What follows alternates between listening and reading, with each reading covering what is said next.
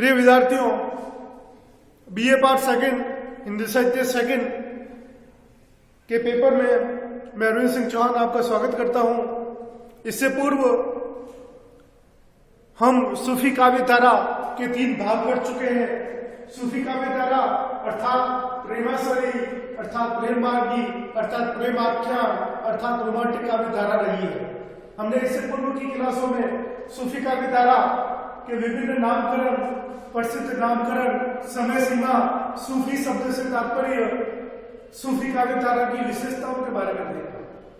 उसके बाद हमने सूफी काव्य धारा में मसनवी शैली को देखा और सूफी संप्रदाय कौन कौन से हैं उनके बारे में चर्चा की, जैसे कि चिश्ती, कादरी, सोहरावर्दी और नक्शबंदी।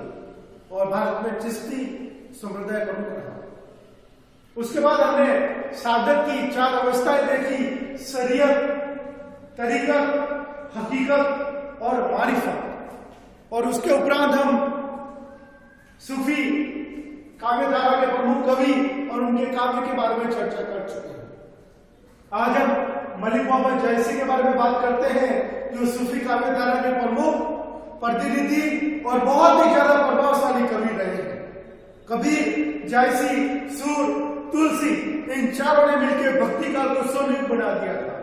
इसके लिए एक मुसलमान बनने के नाते भी हिंदी में लिखने वाले, ईश्वर की भक्ति पर लिखने वाले, हिंदू कथाओं पर लिखने वाले मलिक मोहम्मद जैसी के बारे में बात करते हुए मैं आपको बता दूं कि मलिक मोहम्मद जैसी का जन्म भारत में जायस नामक स्थान पर हुआ।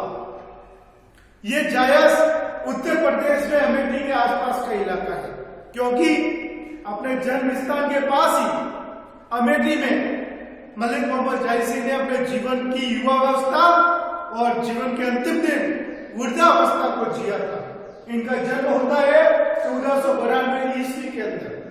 जब हम शुक्ल की बात करते हैं और विक्रम संवत में लिखते हैं, किंतु हम ईस्वी की बात करेंगे 1492 में जन्म, 1542 ईस्वी में मृत्यु हो जाती है। अर्थात आप कह सकते हैं कि इनका जन्म बहुत कम आयु का रहा। मलिक मोहम्मद जैसी जायस स्थान के होने के कारण जायसी कहलाए, अर्थात इनका मूल नाम मलिक मोहम्मद रहा, जो लिखने में मुंह लिखा जाता है, मोहम्मद। इनकी जो प्रमुख रचनाएं हैं ब्लैक बोर्ड पे लिखी हुई है, मैं आपको परिचित करा दूं। सबसे ज्यादा प्रसिद्ध ग्रंथ इनका रहा है पद्मावत, उसके उपरांत अखरावट, तीसरी किताब आखिरी कलाम, चौथी जो एक लघु प्रेम आख्यान काव्य है वो है चित्रलेखा, फिर कहरा नामा और अगली नेक्स्ट किताब मसला नामा। शुक्ल और नगेंद्र ने इनकी 3 किताबों का चित्रण किया है, पद्मावत, आखिरी कलाम, अखरावत। और इन 3 किताबों का सिर्फ नामों उल्लेख मात्र मिलते हैं, चित्रलेखा, कहरा नामा, मसला नामा। और इसी नामोल्लेख में इनका कृष्ण भगवान के नामकरण पर आधारित एक काव्य भी मिलता है, कन्हावत।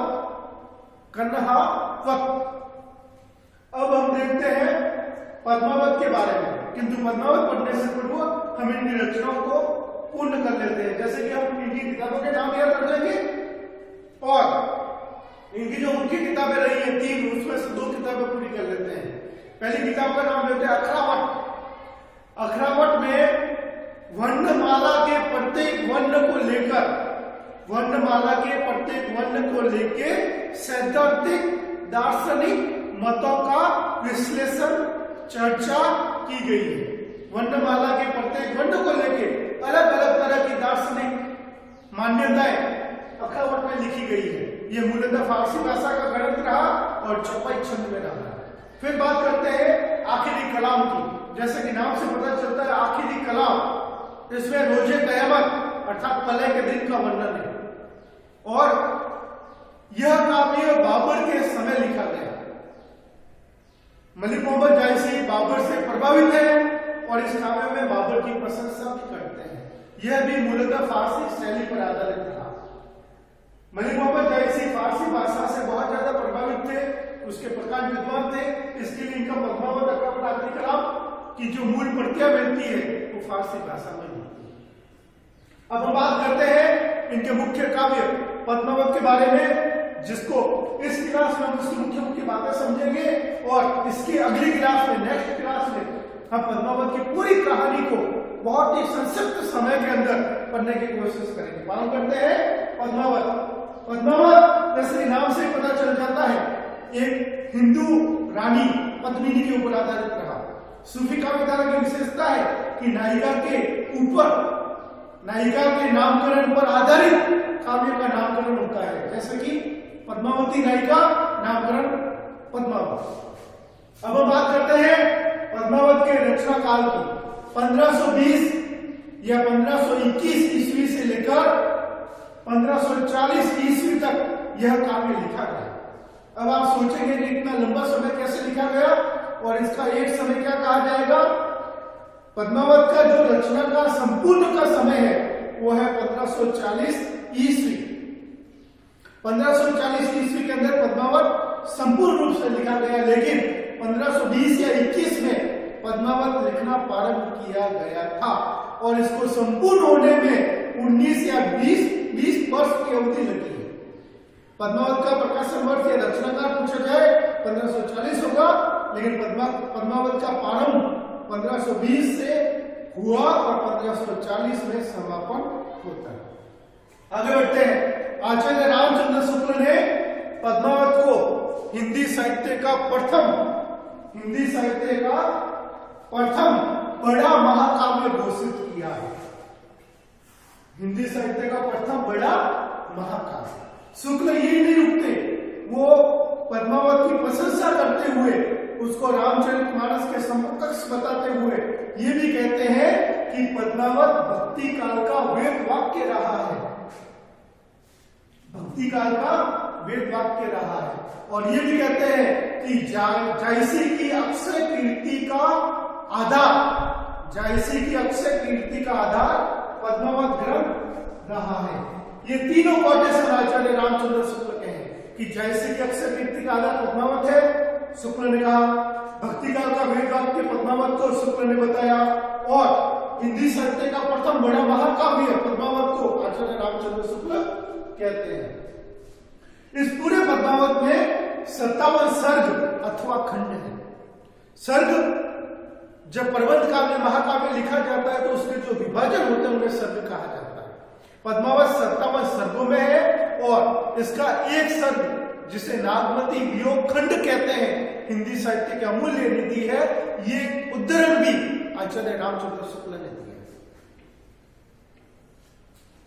हम शुक्ल की ही बात कर रहे हैं, जैसे के ऊपर इसके लिए कह दूं, शुक्ल ने इन्हें हिंदी साहित्य का प्रथम बड़ा महाकाव्य कहा, साथ ही सूफी काव्य धारा का प्रथम प्रौढ़तम काव्य भी कहा और सूफी काव्य धारा का प्रमुख काव्य भी कहा। सूफी काव्य धारा का प्रतिनिधि काव्य भी शुक्ल ने पद्मावत को बताया है। और 1540 ईस्वी का जो समय है जब पद्मावत पूर्ण होता है, ये समय भी आचार्य रामचंद्र शुक्ल ने ही दिया है। आगे बढ़ते हैं। इस कथा पर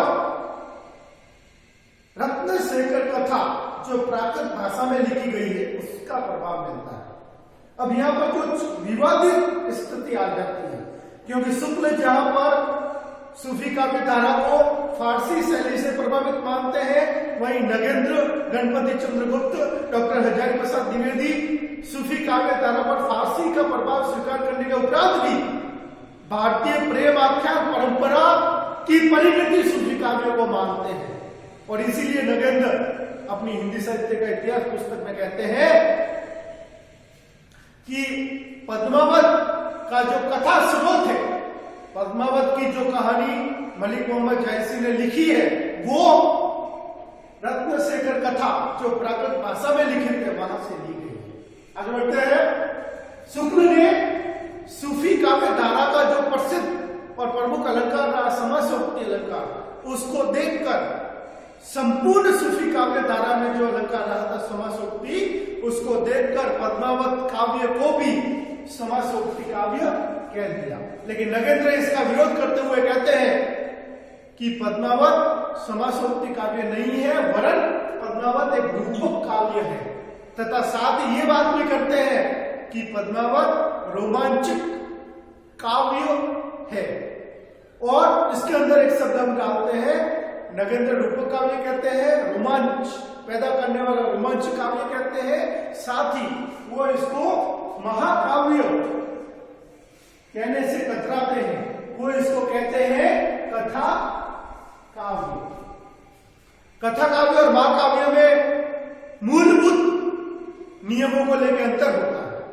नगेंद्र वगैरह जो विद्वान है वो सूफी काव्यधारा को फारसी से प्रभावित न मान के जैनों की कथा काव्य परंपरा से प्रभावित मानते हैं, जिसमें एक उदाहरण मैं आपको बता दूं, धनपाल की भविष्य कथा जो आदिकाल के प्रमुख करते रहे। आगे बढ़ते हैं। इस समय का जो शाही वक्त हमें पद्मावत के अनुसार मिलता है वो है शेरशाह सूरी, क्योंकि पद्मावत मौसमी शैली में लिखा गया। अल्लाह पैगंबर के 4 मित्र की वंदना होने के उपरांत जब शाही वक्त की वंदना की गई तो उसमें लिखा गया शब्द मिलता है शेरशाह दिल्ली सुल्तानू, अर्थात शेरशाह दिल्ली का सुल्तान है। और शेरशाह सूरी को लेके मलिक मोहम्मद जायसी पर आधारित एक किंवदंती भी बहुत प्रसिद्ध है। इसमें कहा गया कि मलिक मोहम्मद जायसी जब शेरशाह सूरी के दरबार में जाते हैं तब शेरशाह उनकी कुरूपता उनके एक हाथ न होने के कारण, एक पैर से विकलांग होने के कारण उन पे हंसता है। तब शेरशाह सूरी के द्वारा जब हंसना और व्यंग्य किया जाता है तब मलिक मोहम्मद जायसी निसंकोच बिना किसी डरे हुए भाव से शेरशाह सूरी को अवधी भाषा में एक शब्द कहते हैं जो हम पढ़ते हैं, मोही का हंसे ही की कोहत रही, यानी मेरे ऊपर हंस रहे हैं, अर्थात मेरे बनाने वाले खुदा पर आप हंस रहे हैं। जब शेरशाह सूरी मलिक मोहम्मद जायसी पर उनकी क्रूरता को लेकर हंसता है तो शेरशाह सूरी के समक्ष जायसी कहते हैं कि आप मेरे ऊपर हंस रहे हैं या मेरे बनाने वाले ईश्वर के ऊपर आप हंस रहे हैं। शेरशाह ये सुन के निःशब्द हो जाता है, उसके बाद शब्द नहीं रहते, वो क्या जवाब। आगे हम चलते हैं। मलिक मोहम्मद जायसी ने हिंदी में बहुत ही अच्छा, सूफी काव्यधारा में बहुत ही अच्छा वीर्य वर्णन किया है। जायसी का जो वीर्य वर्णन है वो 12 मासा की श्रेणी में आता है, अर्थात 12 महीने नागमती जब वियोग में रहती है उस वियोग का वर्णन नागमती वियोग खंड में किया गया है। और हमें ये याद रखना है कि जायसी का वीर्य वर्णन आषाढ़ महीने से प्रारंभ होता है और इसकी पंक्ति है छड़ा आषाढ़ रुद्रगण काजा। आगे हम चलते हैं। जायसी अपने समय के बहुत बड़े सिद्ध फकीर रहे,